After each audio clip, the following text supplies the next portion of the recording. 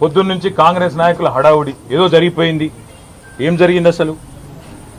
ఒక భారత పౌరుడిగా, రాజ్యాంగాన్ని గౌరవించే పౌరుడిగా, చట్టాన్ని గౌరవించే పౌరుడిగా నా మీద పెట్టిన కేసు అక్రమ కేసు, పొలిటికలీ మోటివేటెడ్ కేసు, అందులో ఏమీ లేని లొట్టపీస్ కేసు.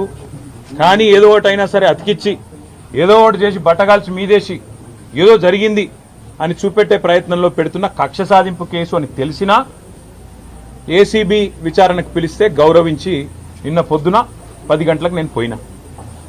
అదే మాదిరిగా మరి ఈ లొట్టపీసు కేసు ఏదైతే నా మీద పెట్టి కథలల్లి కొంత శునకానందము, పైశాచికానందం పొందుతాననుకుంటున్న చిట్టినాయుడు గారు ఎవరైతున్నారో ఆ చిట్టినాయుడు గారికి మరి తప్పకుండా నేను చెప్పాల్సిన మాట ఒకటి ఉన్నది.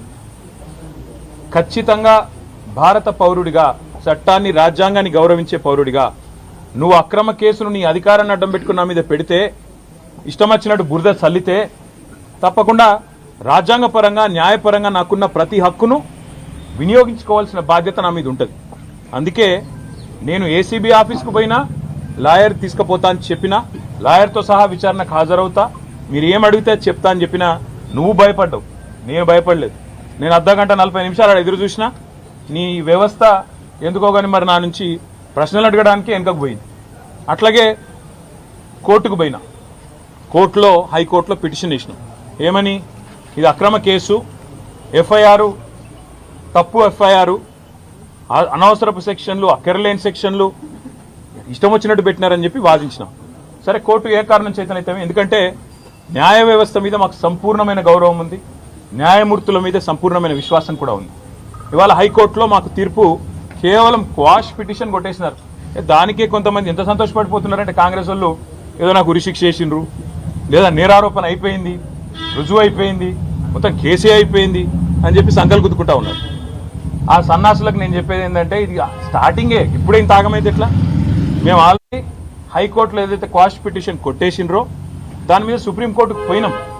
సుప్రీంకోర్టులో మ్యాటర్ ఉన్నది. ఇప్పుడు అది ఎప్పుడు వస్తుందో వస్తుంది. అది సుప్రీంకోర్టు ఎట్లా నడుస్తుందో ఆ పద్ధతి ప్రకారం 2 రోజుల్లోనో 3 రోజుల్లోనో వారం రోజుల్లోనో ఎప్పుడు వస్తుందో వస్తుంది.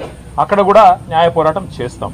అట్లాగే నిన్న మీరు ఏదైతే నా హక్కులకు భంగం వాటిల్లే విధంగా వ్యవహారం చేసినారో, నేను విచారణకు చట్టాన్ని గౌరవించే పౌరుడిగా హాజరై అక్కడ ఏ సమాధానం అడిగినా చెప్తానని పోయినప్పుడు లాయర్లతో రావద్దంటారు.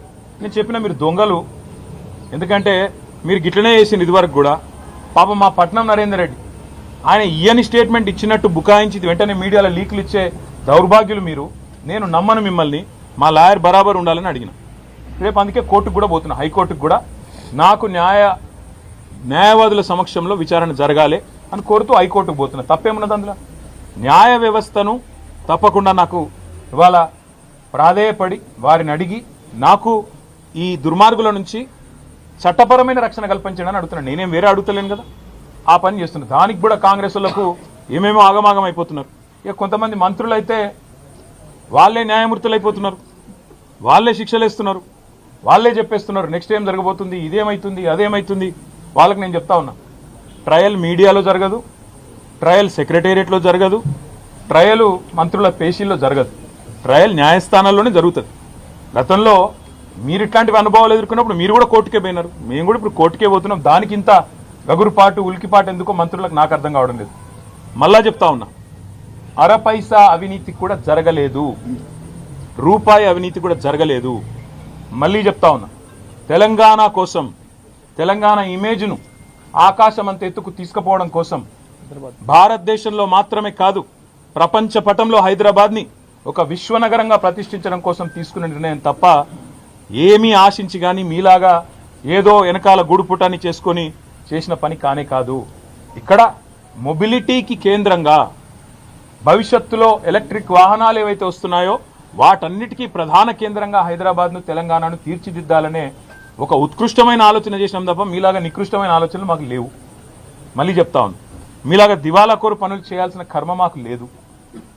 110% మళ్ళీ చెప్తున్నా, మీరు ఏ రకంగా వచ్చినా, ఏ విచారణకు రమ్మన్నా నేను వస్తాను. ఎల్లుండి 9వ తారీఖు నాడు కూడా లాయర్లతో మరి రేపు హైకోర్టు రిలీఫ్ ఇస్తే, నాకు అవకాశం ఇస్తే, హైకోర్టు మా వాదనను మన్నిస్తే, లాయర్లను అనుమతిస్తే లాయర్లతో పోతా, అటెండ్ అవుతాను. ఈడీ కూడా పిలిచింది 16 తారీఖు నాడు. తప్పకుండా వారి దగ్గర కూడా పోతాను. వారు కూడా ఏమడిగినా సమాధానం చెప్పడానికి నేను రెడీగా ఉన్నాను. నాకు దాపరికము లేదు, నాకు దాయాల్సింది కూడా ఏం లేదు. నిజాయితీకి ధైర్యం ఎక్కువ. తప్పకుండా నేను ముమ్మాటికి ఒక తెలంగాణ బిడ్డగా, రేషం గల్ల బిడ్డగా, ఏ తప్పు చేయని అనా పైసా అవినీతి చేయని బిడ్డగా చెప్తా ఉన్నా. ఏ విచారణ అనేది ఎదుర్కోవడానికి నేను సిద్ధం. ఇందులో శశబిషలు లేవు. ఈరోజు కొంతమంది ఏదైతే శునకానందం పొందుతున్నారు, ఏదో జరిగిపోయింది వాళ్ళకు కూడా నేను చెప్తా ఉన్నా, ఇది కేవలం ఆరంభం మాత్రమే. ఒక మీ పిటిషన్ను మీ విచారణను కొనసాగించుకోమని చెప్పింది హైకోర్టు తప్ప హైకోర్టు ఏమి నాకు శిక్ష వేయలేదు, నేనేం నేరం చేసినా అని చెప్పలేదు, లేదా నేనేదో తప్పు చేసినట్టు అంతకంటే చెప్పలేదు, కనీసం స్కామ్ అన్న మాటను కూడా వాడలేదు. కాబట్టి నేను పాత్రికేయ మిత్రులను కూడా కోరుతా ఉన్నా, ఇదిగో పులి అంటే అదిగో తోక, దయచేసి ఆగం కాకండి. ముఖ్యమంత్రి నోట్లకెళ్ళి వచ్చేటి అన్నీ వేదవాక్కులు కావు. ఆయన చెప్పేటి ఆయన ముఖ్యమంత్రి ఆఫీస్కి వెళ్ళి వచ్చేటిదన్నీ లీకులన్నీ అవేమి భగవద్గీత సూక్తులు కావు. చాలా లీకులు ఇస్తూ ఉన్నారు. ధైర్యంగా డైరెక్ట్గా చెప్పే ధైర్యం లేదు. నేను ఇంకొక మాట అడుగుతున్నా, మాకు ప్రత్యామ్నాయం ఏముందండి? అసెంబ్లీ సమావేశాలు జరుగుతున్నాయి, మేము అడిగినాం చర్చ పెట్టు అసెంబ్లీలో అని, నువ్వు పారిపోయినావు, నీకు నన్ను ఎదుర్కొనే ధైర్యం లేదు. ఈ కేసు విషయం 4 కోట్ల ప్రజల ముందు చర్చ పెడదాం రాయనాయన అంటే రాలేదు. ఇప్పుడు కూడా అడుగుతున్నారు రేవంత్ రెడ్డి, నువ్వు మగాడివైతే నీ జూబ్లీ హిల్స్ ప్యాలెస్లో చర్చ పెట్టు, లైవ్ టీవీలు ఇట్లనే పెట్టు, నేను వస్తా, ఇవ్వలేదో ప్రజలు చూడండి, నో ప్రాబ్లం.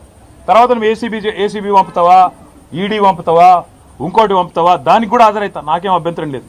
కానీ నేను తప్పు చేయలేదు, అనా పైసా అవినీతి చేయలేదు.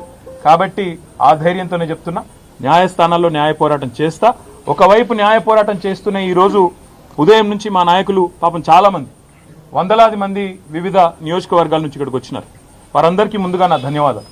వారందరికీ నేను ఒకటే చెప్పాను, నేనేం చెప్పినా అంటే, వాళ్ళు ఏం చేసినా మీరు పట్టించుకోకండి. ఈ కేసు విషయంలో వాళ్ళ ఇంట్రెస్ట్ ఫార్ములా ఈ, మా ఇంట్రెస్ట్ ఫార్మర్.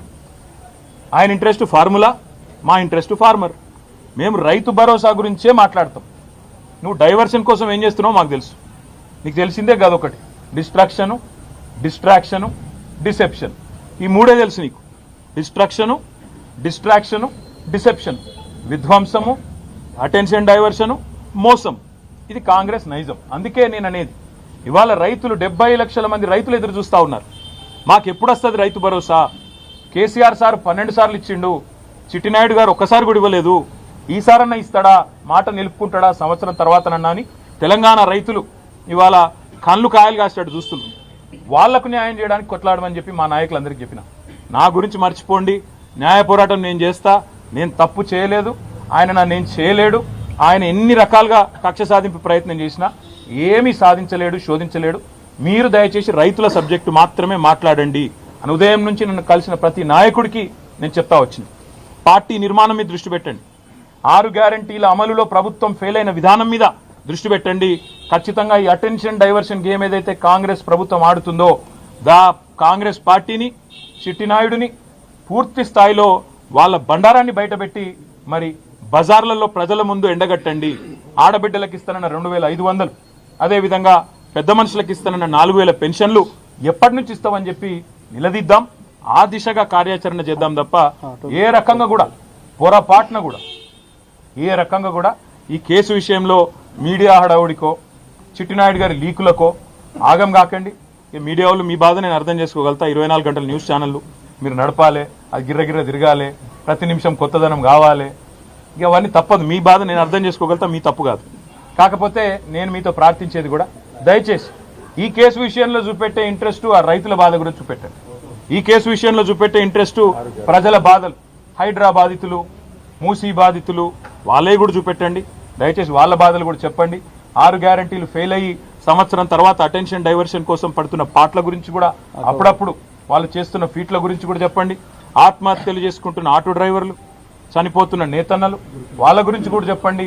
గురుకుల పాఠశాలల అధ్వాన పరిస్థితుల గురించి కూడా దృష్టి సారించండి అని చెప్పి కూడా కోరుతూ, న్యాయపరంగా, చట్టపరంగా, భారత పౌరుడిగా రాజ్యాంగం నాకు ఇచ్చిన హక్కును, రాజ్యాంగం అంటే అంబేద్కర్ గారు రాసిన రాజ్యాంగం, అనుల వారి రాజ్యాంగం కాదు, అంబేద్కర్ గారు రాసిన రాజ్యాంగం ఇచ్చిన హక్కు నేను తప్పకుండా విధిగా వాడుకుంటా. ఎన్ని న్యాయస్థానాలకు పోవాలనో పోతా. దానికి మంత్రులకేం కడుపు నొప్పి నాకైతే అర్థమైతలేదు. తప్పకుండా నాకు విశ్వాసం భారత న్యాయ వ్యవస్థ మీద ఉన్నది. 100కు 100% అల్టిమేట్గా ధర్మం గెలుస్తుంది, న్యాయం గెలుస్తుంది, నిజం నిలకడ మీద తెలుస్తుంది. మనం నిజం కడప దాటి బయటకు వచ్చే లోపల అబద్ధం ఊరంతా తిరుగుతుందని చెప్తారు. పొద్దునుంచి చాలా మంది కాంగ్రెస్ వాళ్ళు అబద్ధాలు తిరుగుతున్నాయి.